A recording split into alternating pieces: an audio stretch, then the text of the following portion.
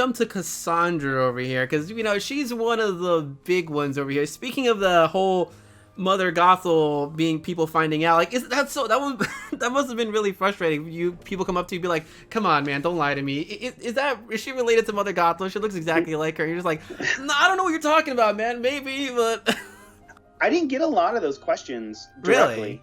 I mean, we may have seen them on Tumblr or Twitter, but I just avoided them, you know, because I didn't really no. But to be honest, like, I didn't answer a lot of questions about the future of the show at all. Like, if people were asking me about things that happened before, or things that had aired, I was happy to have those conversations. But anytime anybody asked me about scripts or stories that were in the future, typically I don't think I answered any of them. So, you know, when it came to these questions about Cassandra, it was just in the giant pile of, I'm not talking about it. You know, whether it was who's that? Eugene or Dark Kingdom or The Rocks or, you know, Blue Streak or what, any of this kind of stuff that we didn't deal with on the show. I just never talked about it. Do you find it funny how basically almost, I want to say, like, a majority of people got it right? Like, do you think it was, like, really that obvious, or like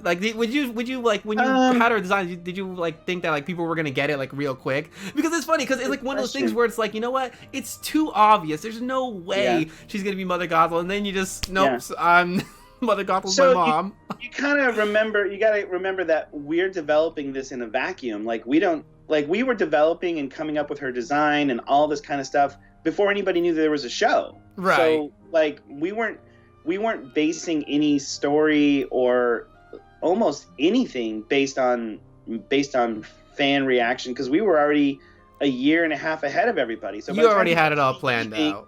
We were already planned out. So when we're designing Cassandra, we don't have a sense that people are way ahead of this thing.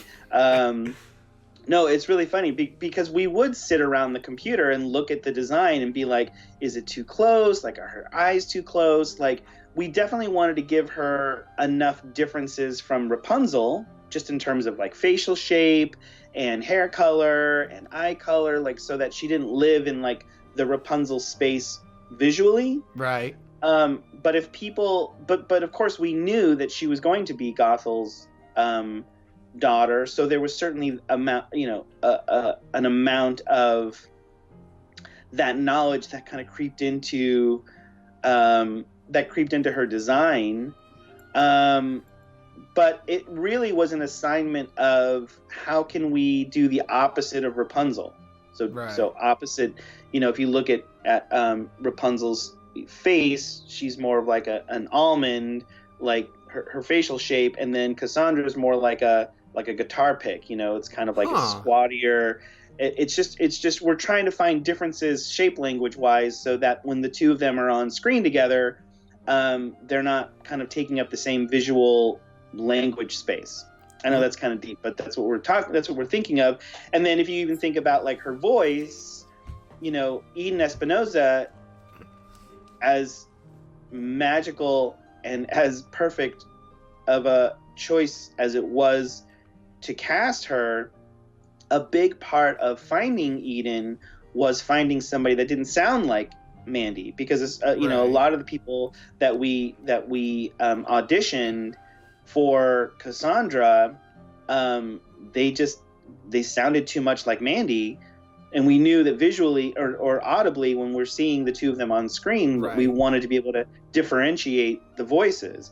So when Eden came along, she had such a great voice, but it was so opposite from Mandy that it just fit and worked, and ultimately it was the perfect choice. But you know, talking about Gothel and all of that aspect to it, it really just became like what were visually the best options to differentiate the two best friends.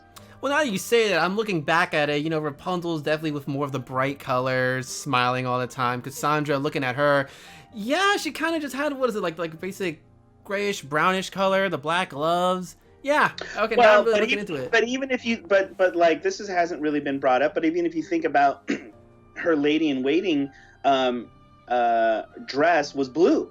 you know. So here you still had yellow versus blue, even in the first shot, even in the first scenes with her, you know, like we're putting her in blue early in the first season, knowing where she's going to go by the end of the entire by the end of the entire narrative. So we just wanted to make her as opposite, you know, in character. Like she wasn't as positive as Rapunzel. She wasn't as outgoing as Rapunzel. She's much more of a loner. So she's opposite in as many ways as we could find, and then that just happened, you know, to kind of like land in the Gothel in the Gothel aisle, and people just kind of gravitated towards that. Yeah, I noticed a lot of like similarities, like with stuff like Cassandra was saying, like the part where she like kind of flipped out on Rapunzel, like the second to last episode, where she's like, "Oh, you want me to be the bad guy? Fine, now I'm the bad guy." I'm like, "That's what Gothel said." No, family traits. Yeah. I mean, at that point, like all bets were off. Or like, let's just embrace it. Let's just do it. Let's have fun with it. Of course, Eden loved it. Like she was like, "I get to say the line," you know. Like we were having, at that point, we were just having, you know, like there was no secrets. Let's just have fun with the idea, right? And and those of course, movie references as much as you can, as many as we could, you know. And Mercury Animation, who's our unbelievable animation studio up in Canada, they really followed suit, and so they even referenced the animation from the film and tried to match the timing and tried to get some of the head tilts in there. It was really special. You know, now that I'm thinking about it, if I'm thinking about this like really, really deeply, like I guess maybe you can kind of think of it this way, because Cassandra with the handmaiden outfit, you have all this light technically shrouding this dark character inside, and one of her whole thing is that like she's always felt outshined by Rapunzel. So a little symbolic thing right there. I'm just pulling that out right now. I'm just thinking about Cassandra. Listen, the more you do that, the deeper you'll go into it. We tried to put so many visual clues along the way. You know, someone even yesterday was, I know it's been talked about in the past, but even Cassandra's her cabinet where she keeps all of her clothes and her weapons in. Someone asked if it was a coincidence that the little insignia on the top of her cabinet is a sun and moon eclipse. And no, that was not a coincidence. We put that in there very early. We knew, again, like we knew before we started the show where this was going to go. And so everything is there for a reason. We tried to drop as many of those little breadcrumbs as possible, so that if you go back and watch it again, maybe you'll pick up on some of those. Right, you'll notice all the little like key secrets that you have over there. That pile of grass, no, that's meant to be there for a reason. We didn't just put it there just for that. I mean, you know, when you're doing animation as opposed to live action, like everything has to be drawn and everything has to be considered. And so when you're designing so many things, it's an opportunity to tell the story. And so as my designers and my board artists and everybody along the way, they each saw an opportunity to further the narrative. And again, like everybody knew, my entire crew knew what the story was going to be, so they would either make suggestions or put things in visually. Again, the animators in Canada would do that.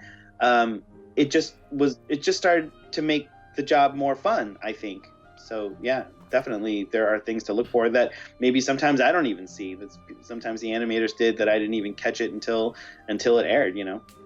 Right. So with the whole, let me see what I have over here. So Cassandra, so like you said earlier, everything was always like planned in advance, ahead, the story. So Cassandra always meant to be the bad guy. But I mean, I guess you can argue that she wasn't really the bad guy, just a misguided character. The little ghost girl was the voice inside of her head, which I guess can relate to a lot of people. There's always a little voice that you try to ignore, but sometimes you fall for it. I mean, man, Cassandra's like, are you really falling for this? Like, come on. She was so frustrating to deal with. I'm like, this is Rapunzel. Why would you be afraid that she wouldn't, like, accept your apology or whatever. Like she loves everything. She's sympathetic towards everything. I made like this joke, like if Rapunzel saw somebody like step on a ladybug, she'd probably throw him in jail because like no, everything I care about. Like right. I think the thing that that maybe it didn't surprise me going into the whole third season, end of the second season stuff with the in the little enchanted girl, when I seeing the fans really react to her, it just started to become obvious that I feel like everybody has one of these voices, right? Whether it's in your own head or whether it's somebody that you're listening to that you shouldn't be.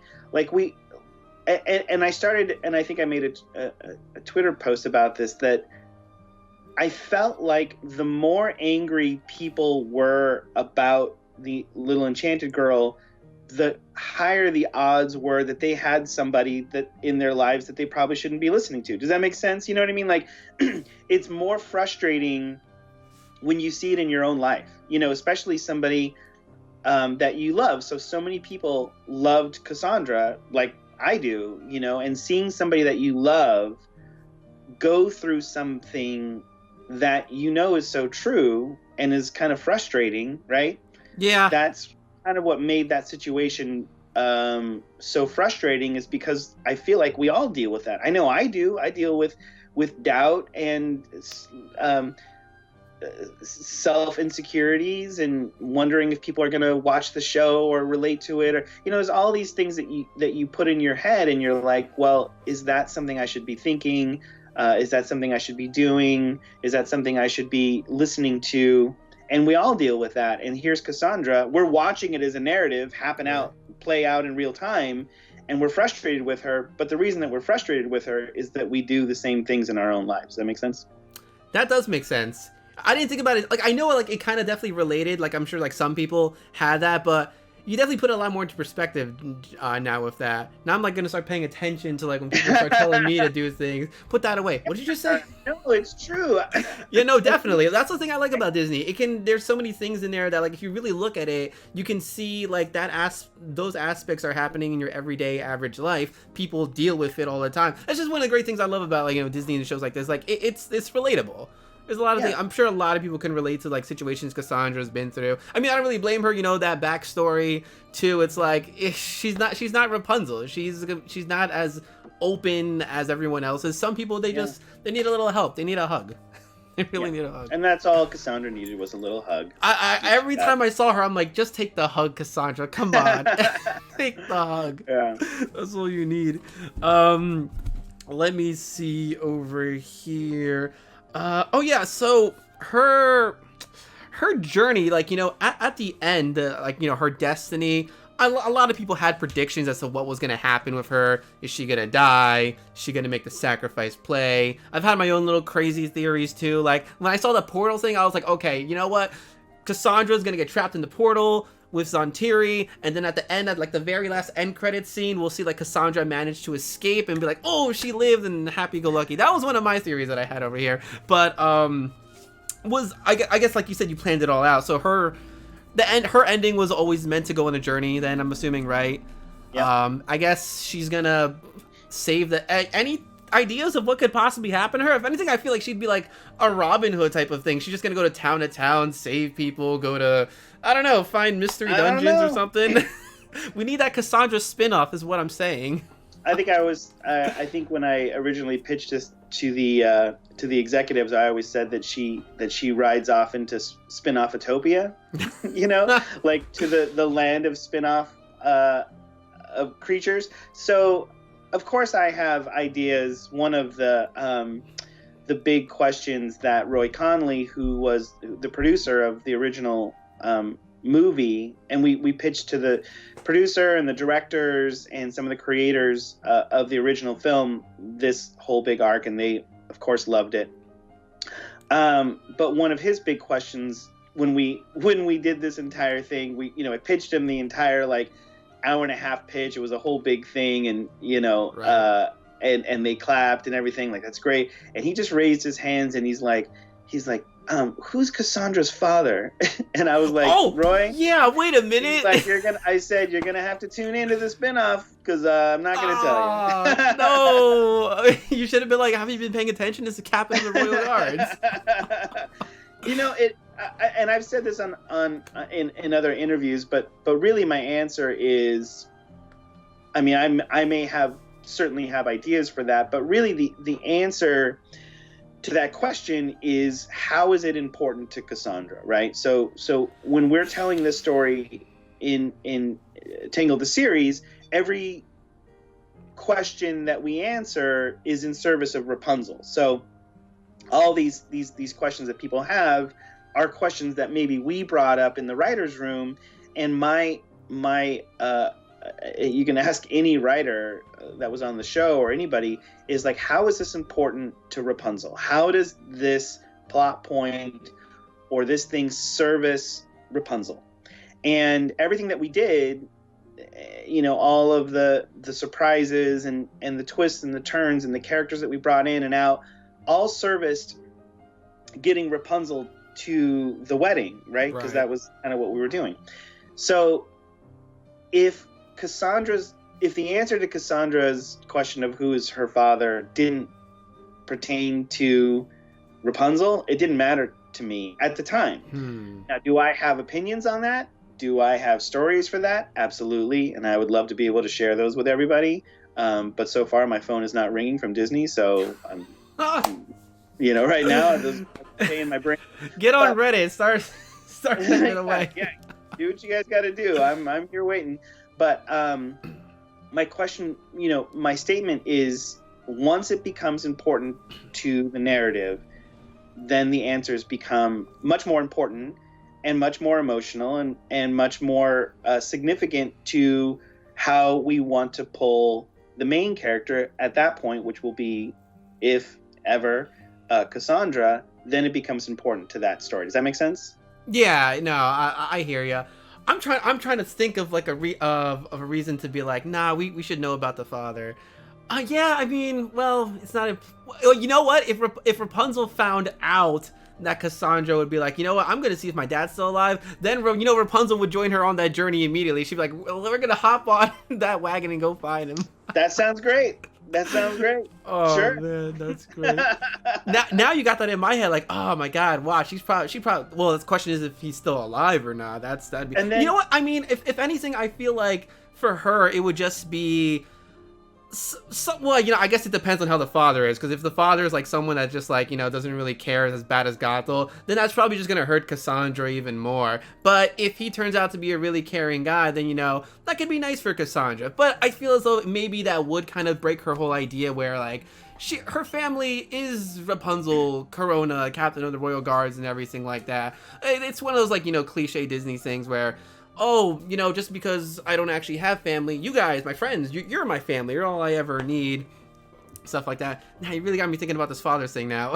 Everything that you're saying right now is stuff that I love, that the fans are absolutely embracing and having discussions amongst themselves and writing fan fiction. And I absolutely love it. And I think that people should be doing more of that. And, I embrace it. So any kind of fan theory or fan writing or fan art that people are doing about Cassandra's life beyond the kingdom I love it. I say, think about it, ponder it. It's really inspiring to me. The fan telling you. You know what? Now that speaking of the whole Cassandra Destiny thing, let me ask you this: her hand, is it cured? It's fine, right? So I like to think so. A lot of people have asked that question, and I've answered it a couple times, but I'll just go on record here to say that I don't. Again, like what I always tend to say is, if it happened on screen, it happened on the screen. Okay. So the official answer is, because we didn't see it, we don't know. But my personal, I'll give you my personal. Okay. My personal viewpoint of it is when she used the incantation on, in the finale there, that it, excuse me, that it healed.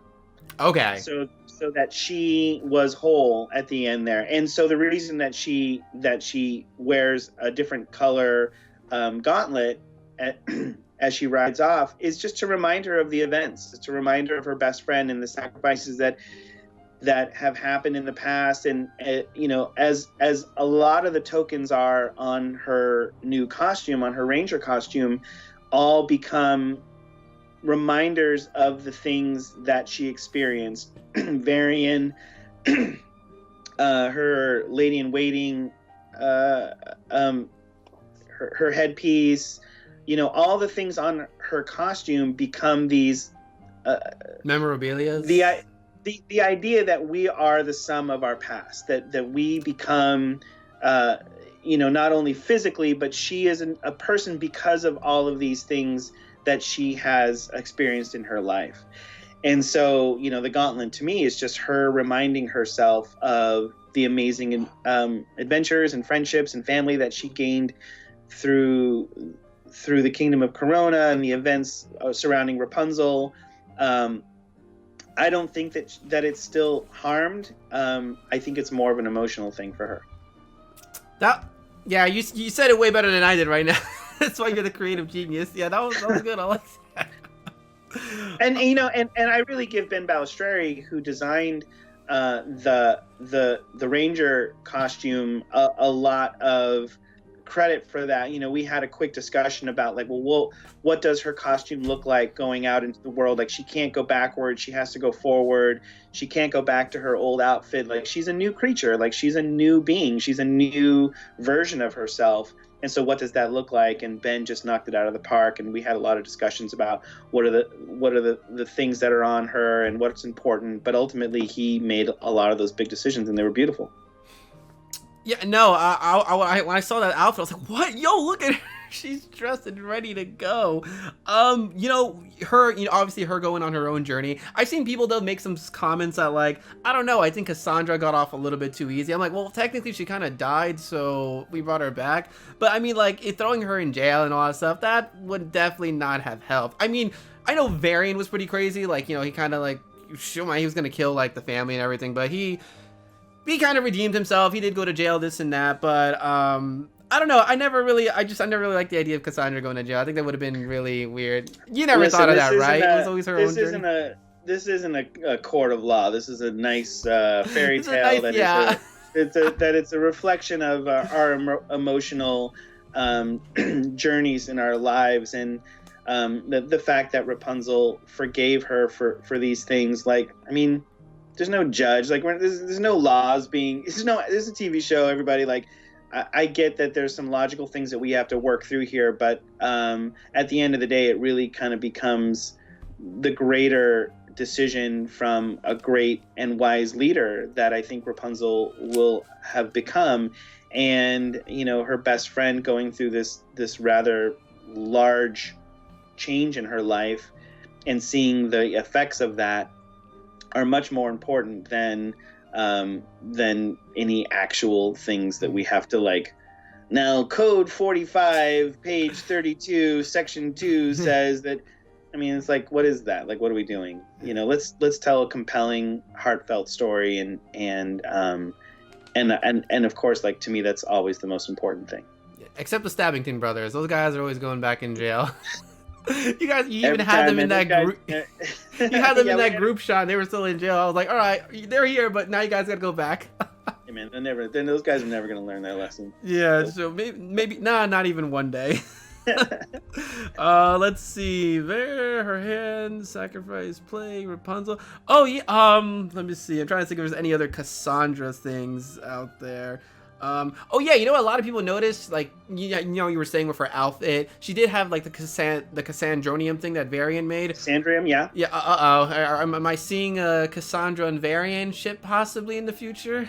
Listen, that is a big topic of conversation, and I hate to get involved in any of that stuff because the passion behind that conversation is a little too hot for me. Yeah, right. I would just say that those guys are just really good friends. They're good buddies. I think, Varian had a crush on her in the very beginning, but I think, my opinion of it, as whatever my opinion counts for anything, is that they're just good friends. That's it. Who knows? Things can change. Life is crazy. Things can happen. The last scene of the show, as far as I'm concerned, they are very good friends that mean a lot to each other. That song, "Nothing Left to Lose," really exemplifies two friends that are don't even reaching get out me to started each with other. that song. Yeah, so to me, that song is their relationship. Here's somebody that had a lot of the same paths that they chose in the past, reaching out to somebody that they see is making similar decisions, and that just means that he cares for her, and there's nothing wrong with that at all. I think that they do care for each other. I think there are times when you have people that reach out in your lives that want you to make different decisions, and what you do with that is up to you. And I think Cassandra was pushing against that, thinking that she could do it, maybe because she felt, because she was older, or because she was smarter, that she had more of a right to make these decisions than Varian did. But at the end of the day, it's just because he cared for her as a friend. Friendship, love, Disney. That's what it's all about. Yeah. Oh, that's what it all comes down to, right? That's what it's all about. I'm trying to think. Speaking of Cassandra in general, she was always funny. Yeah, she really was like the yang, I guess, to Rapunzel. Never make sure you never give her like the second controller. She's probably gonna be pissed. Yeah, exactly. Exactly. I like Cassandra though. It was like, even if like the whole Gothel thing was the thing, it's like, you need someone to kind of balance out all this light with Rapunzel. I think Cassandra, she was a great character overall. I really liked her story arc. She's tough. Like, she really had to deal with a lot of like Rapunzel's, like, because I gotta be honest, Rapunzel's insane. Like, the things that she does, I'm like, all right, you need to calm down. I can kind of understand why Cassandra gets so frustrated. No, Rapunzel, don't just jump off this cliff. We don't know what's gonna happen at the end. She's like, it's fine. I have that plot. We're good. Don't worry about it. It just became I guess what was Cassandra's idea? Where did that come from? Because I guess you had the whole Gothel thing. Well, it from the very beginning, the question became, what was a good kind of mystery to put into the show, and knowing that there was a wedding where Eugene was going to propose and marry Rapunzel, there wasn't a lot of mystery there. So if we put Eugene in any amount of danger, or any kind of a question of whether he was going to propose or not, like, there was no mystery there. Everybody already knew that she said yes, and they got married. So there was no real mystery there. So the fun became bringing in a character that we didn't see at the wedding. And so now all of the questions of, well, is she bad? Like, where is she?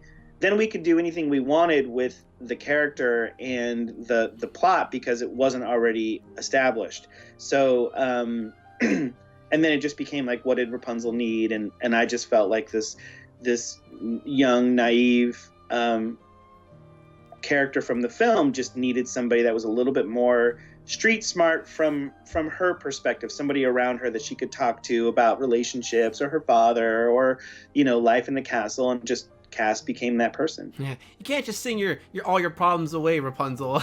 You never know what the real world's gonna happen to you. Exactly. And well, I guess this is just more for fan fiction, but like, I was surprised you guys really didn't do like the wedding. I thought you guys were gonna like reshoot that and like maybe have like add the characters in the side or in the corner just to like fill up that gap. But I guess in our imaginations they were there, because I'm like, I can't really see them being no other reason. In my beautiful imagination, like, Cassandra shows up like at the very end and be like, you guys started without me. Like, how would she find out about it? Probably through a flyer or something. You are absolutely allowed to write that fan fiction and live that through your own mind. But we just felt like, once Cassandra arced, and we brought her back, and we quelled the Sundrop and Moonstone, that mythology, that the story was over. Like, what are we doing? You know what I mean? And then who would want to like spend the money to see the wedding again? Like, it didn't seem important. The emotional story was told. Mm-hmm. It felt satisfying, and to live any longer in those moments just didn't feel sincere. They didn't feel like we needed to do that again. Like once the emotional story is over, like what are we doing? You know what I mean? Leave it on a high note. Leave it on a high note. That's all we wanted to do. There we go. Cassandra, gonna miss her. But that's why we got the fanfics.